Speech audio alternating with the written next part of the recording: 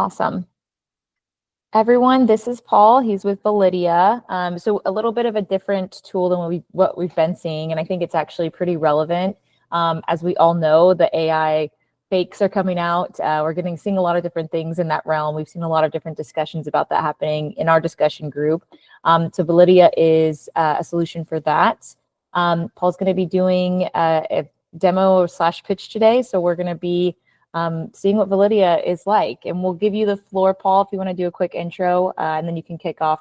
You can share your screen, all of the things. Yeah, absolutely. And thank you all for making the time to meet today. Really appreciate you having me on here. My name is Paul. I'm the CTO and co-founder at Validia, and I've spent the last 10 years in the cybersecurity industry really looking at how adversaries and attackers are finding their ways into organizations today.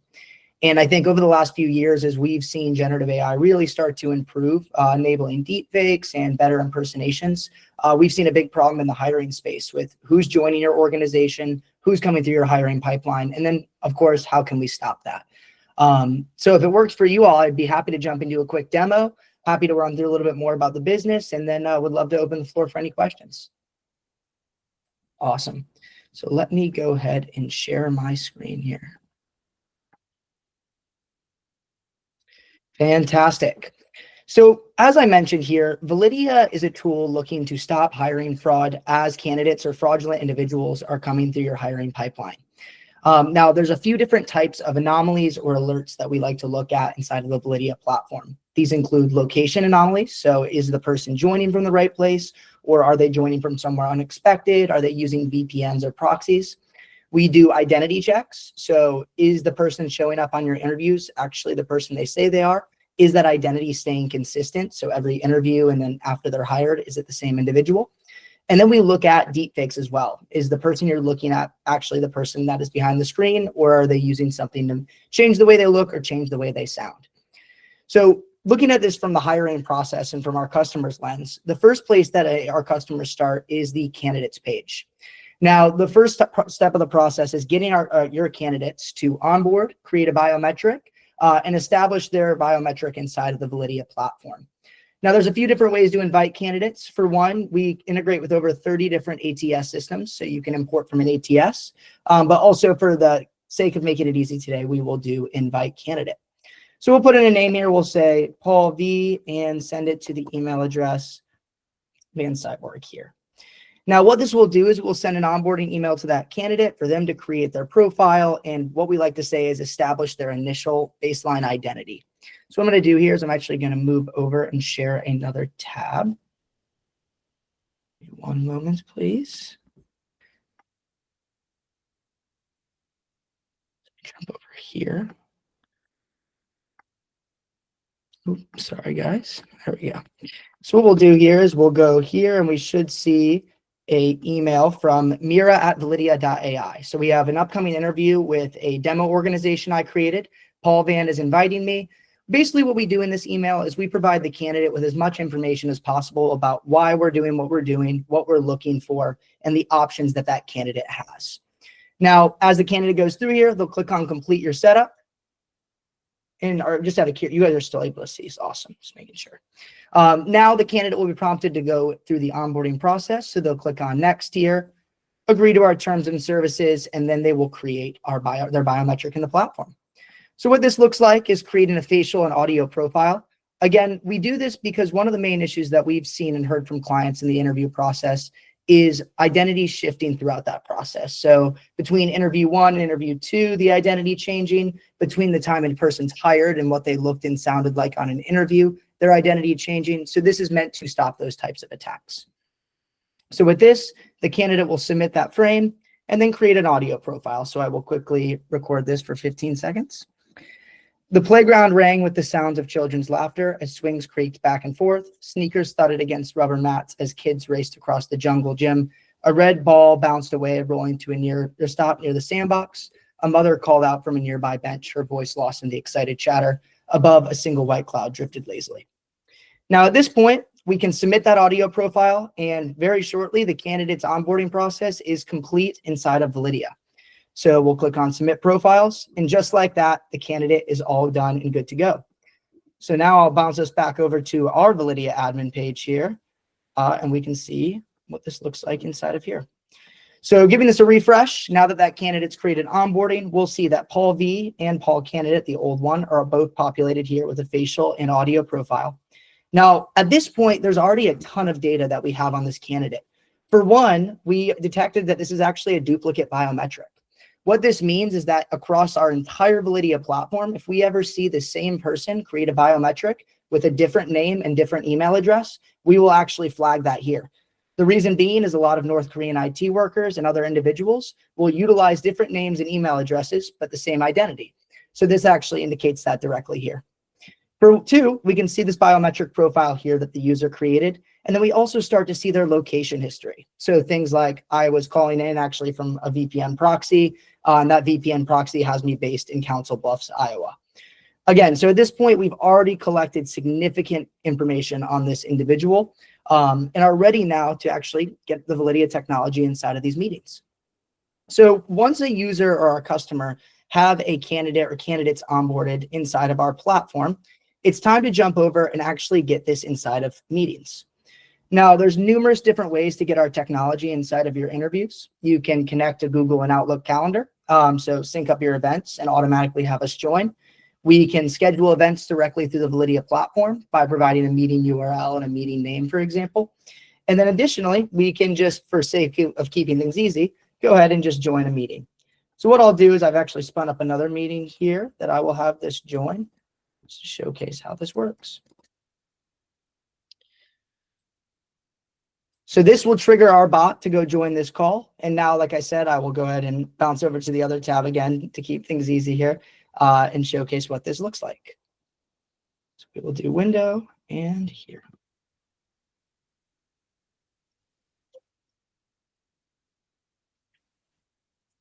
Awesome. Let's see if I can get my. So now we have Validia joining the call pretty much instantaneously. It usually takes around a minute to 2 minutes for our bot technology to join. Now, what Validia is going to do is it's going to run completely in the background and start running a few checks on my identity and deepfake detection here. This, again, all happens in the background. It's pulling pictures of me from the call, any small video samples as well, to classify and determine if I am a deepfake in this scenario or if I'm a real individual. Again, this all happens usually within around 30 to 45 seconds. We're able to produce official reports or results of what this individual is flagging as, if it's good or bad. And then we also have optionality to alert inside of the chat or alert outside of the chat. So like not directly inside of the call. Now, for today's purposes, I've turned on alerting inside of the chat just to showcase for demo purposes. However, most of our clients usually keep those messages outside of the call. But as I mentioned, we see our customers running these in pretty much all of their interviews. You'll now see actually that the meeting has already been secured with the one participant, myself, being authenticated with biometrics or multi-factor.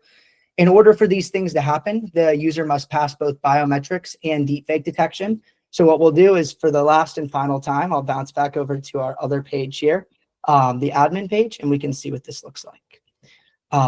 So we'll jump over here. Fantastic. Now going over to our dashboard here, there's a couple cool things. For one, we can see more authentications coming through today, but we can also open this up, our meeting report, and see that I am being classified as both passing my facial biometric and passing deepfake detection. I'm a real individual. I'm the person that you expect me to be on the call, and I'm not using anything to change or manipulate the way that you are looking at me or seeing me on the call. Now, this is not always the case. We see people come through that have identity shifts. We see people that come through that are using deepfakes. And so in those cases, we see something a little bit different. Namely, we'll see things like facial biometric failing, liveness detection failing, and deepfake detection failing in these scenarios. Whereas myself, Paul Van, in this call was actually a real individual. Now, we don't just keep this inside of the Validia platform. We know how important it is to have these things, especially for hiring and people teams inside of the tools that you use on a regular basis. So one of the things that we do is we integrate directly with your ATS systems and can actually provide updates and alerts inside of there. So if I actually change my tab here to this one, to my greenhouse that we utilize here at Validia, you'll see that jumping into this senior software engineer role and jumping into John Amos here, that Validia has identified this candidate, John Amos, as suspicious during a meeting. What we'll do is we will write these alerts directly to your ATS, providing all of the means and the information that you need to make an active decision on a candidate directly where you have all of that information today. We can also send email alerts, which we commonly do as well, Slack alerts, and integrate with your cyber and people tools to facilitate much better and comprehensive alerting as you have candidates come through your pipeline. And finally, just jumping back over to our Validia page, we flag everything that happens inside of our platform being alerts directly inside this alerts page here.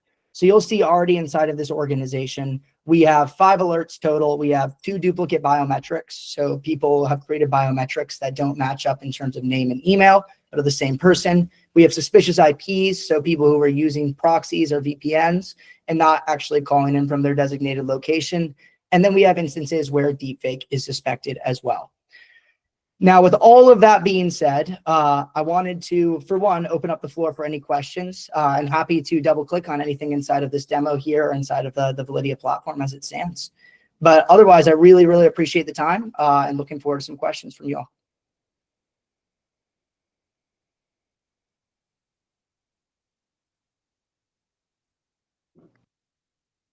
I have a quick question.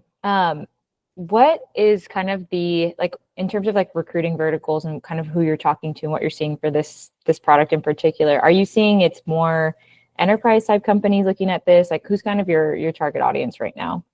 Yeah, I would say there's really 2 today. I'd say the main target audience is you're going to be your enterprise hiring teams. But I also, what we've seen really recently is talent agencies as well, people who are helping hire people at these large enterprises. Actually, it's really interesting. One of the talent agencies that we work with actually told us that they are able to charge up to 30% more than they normally do because they use Validia and can offer that layer of security that other people can't today. So we primarily see the benefit being had by these enterprises, but the people who serve these enterprises obviously get a benefit as well by being able to charge more or offer that higher level of security. Very cool. Makes sense. I feel like when I was in agency, and even actually some of my bigger companies that I work for, we definitely did a little bit more in the background check and things like that. But more in the startup space, it wasn't as, I guess, active. But that being said, like, AI didn't exist then. So I'm sure it's a little bit different now. Well, AI is changing the game for sure. And it's like on the talent agency side, it's so interesting. Like, we are working right now with the talent agency. We caught 3 North Korean IT workers that they were bringing through their pipeline looking to hire for a Fortune 5 company. And the reality is if they didn't have those checks and those fraudulent candidates got hired, they may lose that deal with that Fortune 5 company. And that's a big deal. It's a lot of money. It's obviously one of the bigger clients that agency can land. And so we're really excited to help companies like that. And yeah, it's definitely a growing problem on a lot of fronts. Quick question from my side. Do you have anything currently on the platform or in the product roadmap related to like origin of application or kind of resume screening and kind of like testing, like, I don't know, things that are out of sync or strange or that would be common for foreign actors or kind of deepfakes from like an application perspective? That is a fantastic question. And that's something that is pretty much the next thing on our roadmap. So we like to say what we're really good at today is during the interview and post-interview. What we want to get better at is pre-interview because I think that is a gap. We are, for one, working on a partnership with one of the bigger interview screeners, like focused on this problem specifically. So kind of working on something to tie our 2 products together. But also on our end, we're working on a few things that we're trying to set up to do some more of that resume screening based on the data and the deepfake side of things that we have. So looking for deepfakes on resumes, looking for generative AI usage, some things that we're a little bit more tailored for. So on 2 fronts, definitely tackling it. It's something we've looked at and are very excited about.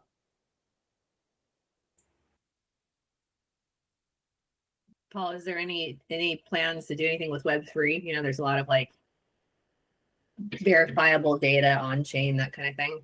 Has there been any kind of talk about that? There has been. It's funny enough, my co-founder, who unfortunately was sick today and could not make it, he has a background in the blockchain industry. When we were starting this, it was something that we did explore. I don't think it's off the table for it to be something we explore in the future. I think the biggest problem today is that as much as enterprises have gotten better about adopting Web3 solutions, they're really not quite there yet. And then we don't want to introduce something that's going to make it harder to sell, at least today. And then maybe in the future as it gets easier. Makes sense, but I'm glad it's on your roadmap or thoughts. Yeah, no, absolutely. Great question.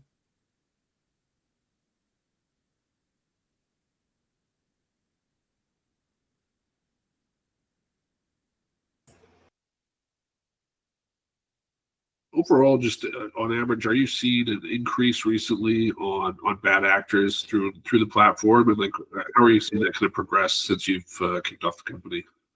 Yeah, it's been really interesting. So I'd say like when we started Validia officially back in late 2023, really like went full time on it in 2024, and I'll tell you, right around the time we went full time on it, we weren't really seeing anything. I think adversaries were trying it out. There were like little instances where they were testing things at certain enterprises and companies, but I think as adversaries do, they figured out it was working when they tested it, and now they started using it. Or then they started using it a lot more. So now we're seeing this at companies on an active basis. We have a relatively small customer base today, being as early as we are, and we're already seeing it at that customer base. Which, as much as it's not to say it's exciting, but we're catching things, which is very exciting. And that's been really, really fun to do. But I would say, yes, adversaries are ramping up in this. DPRK is extremely ramping up recently. And we're even seeing DPRK operate cross-organization now. So we're finding people who are applying to one place and work at another already, and their DPRKs, we're spotting them. So big problem, and it's only growing. Yeah.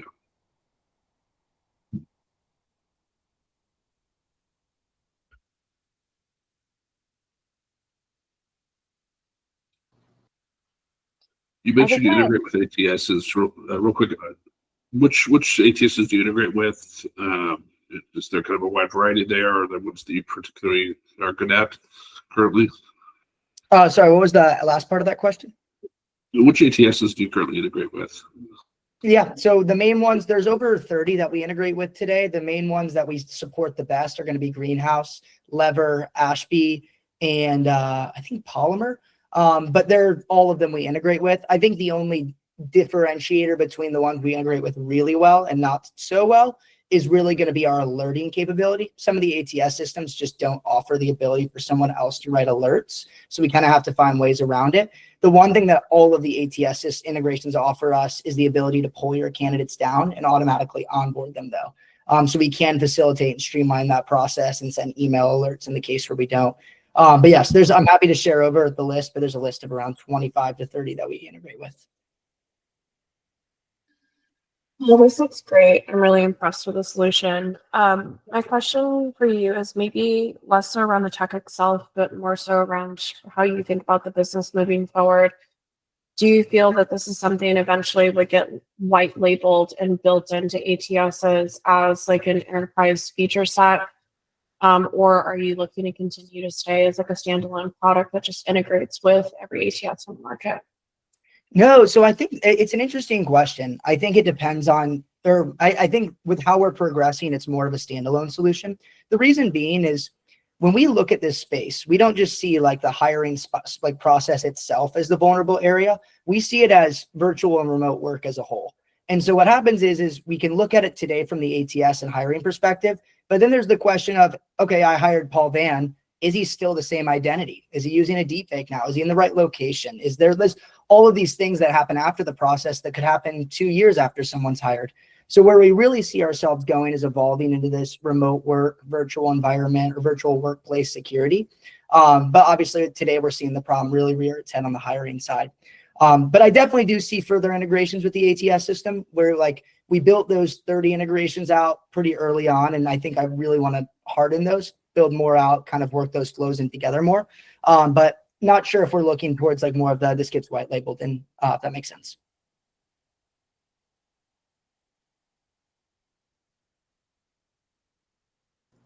I kind of have a question from more of the candidate experience side. Are you finding any kind of pushback or anything along those lines in terms of like candidate experience? Like when they're going through this process, have you seen any pushback on that side? Honestly, not today. I'd say the big thing that we've gotten feedback from a lot of our customers has been that candidates are actually excited to do this because of how much fraud is in the hiring process and how hard it is to get an interview and get into some places. Frankly, with the way the hiring market is today, with how hard it is to get a role, people are looking for ways to prove that they're not fraudulent. So a lot of people, at least in the United States, we've seen jumping at this. I will say on the other side, the one place where we really have seen a little bit of pushback is in Latin America, mainly due to some of the biometric laws and privacy laws down there. That is something that we're actively working on, making people feel more comfortable around that, kind of work, building some of our regulations, or I should say our policies more for Latin American biometric policy. But in the US, we're not really seeing any pushback. It's been really positive so far. Are you Yeah, I looking was just. at, Go ahead, James. are you looking at any possible integrations with third-party like interview recording and transcribing apps, so that way there's not multiple bots on the call at once? Yeah, so we're actually looking at two different angles there. For one, we're working on a few integrations with some of those bots built for hiring. So the ones that are already doing those transcriptions for interviews, looking to work ourselves into those. Separately, though, we know how annoying it is to have a bot. It's unfortunately really the one way that technology like this can be built today. Fortunately, though, we have now built a botless approach for Zoom and are working on one for Teams and Google Meet. So one that actually runs directly in your client, is not a bot. That is now beta for Zoom. And like I mentioned, we're working on one for Teams and Meet right now. Thanks. Cool. The question I was going to ask was more about international scale. You mentioned Latin America. I could see like a really interesting use case for like employer of record. So like a deal, for example, and kind of just like the value that you could bring to a partner like that. We're actually on the Deal marketplace and have a partnership with Deal. So yeah, spot on. That's one that we're interested in. I think what will make it easier for us to expand out there, or expand like more internationally, is a lot of things around compliance. We just finished our SOC 2 Type 2, are doing GDPR and ISO 27001 right now, but especially as you move international, compliance changes a little bit, and we want to make sure we're hardened there before we take the big step out there.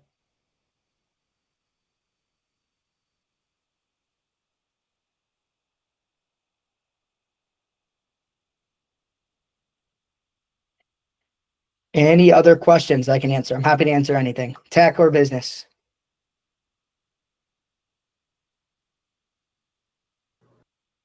I want to make sure we have some time to, Paul, to ask any questions that you have for us on our end.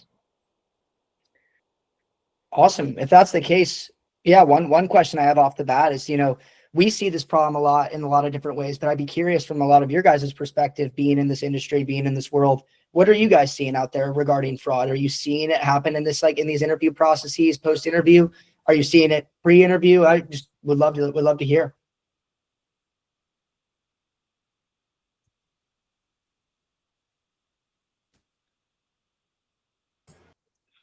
Yeah, I can add a little context here. We definitely see it. I think there's honestly not a lot of tools like this that can identify things during the interview process. Where we predominantly see things is in the application stage, clearly fake resumes, things that don't align, duplicate emails that are connected to different profiles, things like that. But I'll be honest, a lot of times we catch that just from our due diligence, not because there's a lot of robust tooling out there to kind of catch these things yet. And it does seem to be a problem that is increasing currently. So I'm happy to see more tools coming out there to help us identify these things early, because the impact of someone getting through that process can be pretty substantial. Awesome. Yeah, no, thank you so much.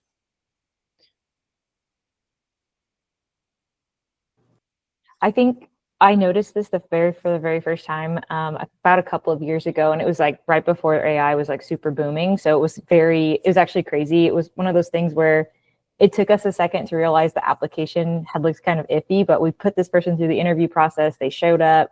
It was a video interview just like this. They weren't on screen, and you could tell it was like a little bit off, but it felt like maybe like English wasn't that person's first language. So it's kind of like, okay, well, like maybe it's a communication thing. And it turns out like this person was literally like a bot. And they had done this multiple times to like multiple different recruiters in the space. So this would have been very helpful back then. But I do think, like, just kind of going back to the community and what we've been seeing, a lot of people are running into the fake applications. Like, it starts with the application first, which is helpful that you're integrating with, ATSs. And I think that makes sense. But yeah, it's hard to know with interviews now. it's hard to even know, like, even if you're talking to a real person, that they're not basically using AI to answer questions for themselves. So yeah, that would be an interesting spin. No, that's actually, we did a big release last, whenever Cluely, the big cheating tool, came out, we released Truly by Validia to focus on detecting AI cheating. It's funny, like, of all of the, I spent, a year building out our deepfake detection, our biometrics, and that Truly thing, it took me around like 2 or 3 days to build. We got featured in TechCrunch for it, which was really cool. So that is a space that we are looking at. Inside of this call, one of the things that's like probably out in about 2 weeks is eye tracking inside of calls to detect when people are reading things. It's just, the reason why is it kind of goes hand in hand with fraud. With like a lot of these DPR KIT workers are using AI tools to sound more like they're from America or certain countries that they're not. So it kind of helps solve that problem as well. But definitely that one was a big one when it came out.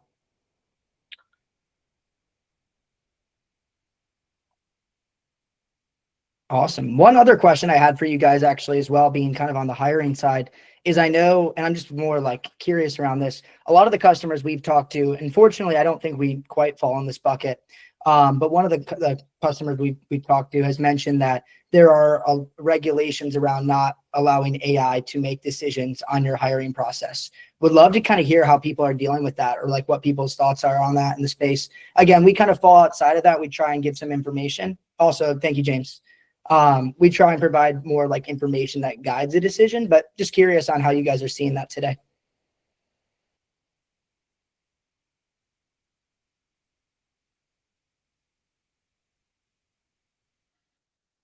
I feel like I'm having to constantly second guess or double check something that an AI tells me, even just at the resume review stage.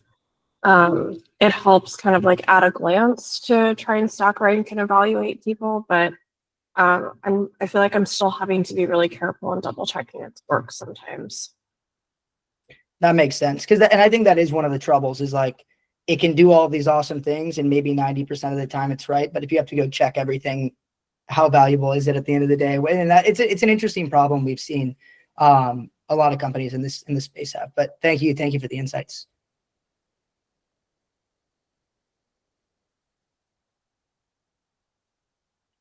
I guess my only other question would be just again on your guys' end as hiring individuals, what would, if you look 5 years in advance, or you'll say even 2 years in advance, what would you say is that like the solution that you'd be looking for to stop fraud? Like, if that makes any sense, like what is that kind of golden like solution that 2 years from now you're stopping all fraud? What does that look like? And that can be from like what it does perspective or how easy it is to use perspective. Really just curious on kind of what's important for people there from a fraud prevention perspective.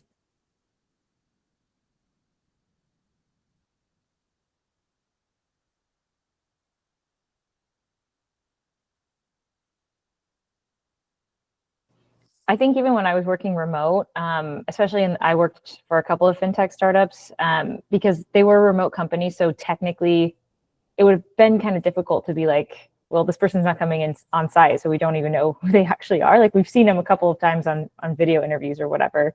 But for fintech specifically, and I'm sure people have run into this on their ends, but we would have to do like a credit check and a background check. So that kind of helped on our front, knowing like, okay, well, at least we know this person exists in real life. Hopefully this is them and they're not giving us fake information though, right? So, but that's the one way I've seen from a remote standpoint, we've done kind of some verification there. Awesome. Well, I think on my end, that's all the questions I have.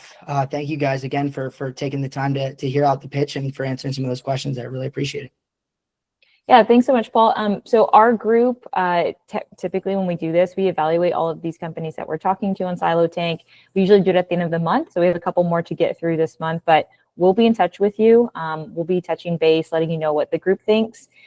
Feel free to send us anything if you want to, any kind of demos, things like that.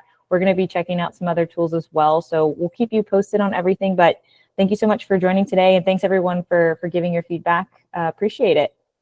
Thank you guys so much. I'll send over some materials after the call. Thank you. Awesome. Thanks, Paul. Bye, everyone. Have a good one. Bye. Thank you.